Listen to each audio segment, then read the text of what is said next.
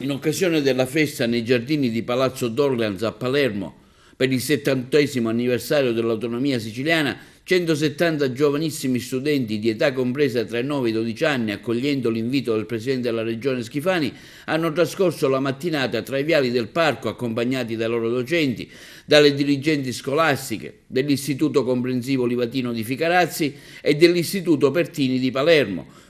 A fare da cicerone 13 studenti del terzo anno dell'Istituto Superiore Mariano Rutelli di Palermo, che hanno mostrato ai bambini gli animali che vivono nei giardini, dai pavoni ai fenicotteri, ai pappagalli, ai pellicani, alle aquile, ai gufi, spiegando le loro caratteristiche di ogni specie, incuriosendoli con descrizioni dettagliate. Dopo il tour, l'incontro con il presidente Schifani, che si è intrattenuto con i ragazzi per circa un'ora, parlando dell'istituzione come casa di tutti, in particolare dei piccoli siciliani, di crescita nel rispetto delle regole e della legalità, di fiducia nel futuro, di volontà e determinazione per superare la difficoltà. Ricordando la promulgazione dello Stato il 15 maggio del 1946, il Presidente ha esortato i giovanissimi siciliani e i loro docenti ad approfondire il tema dell'autonomia, le sue peculiarità, per acquisire una maggiore consapevolezza della storia e dell'identità del popolo siciliano, a guardare al futuro senza perdere le proprie radici. La festa si è conclusa con una ricca merenda,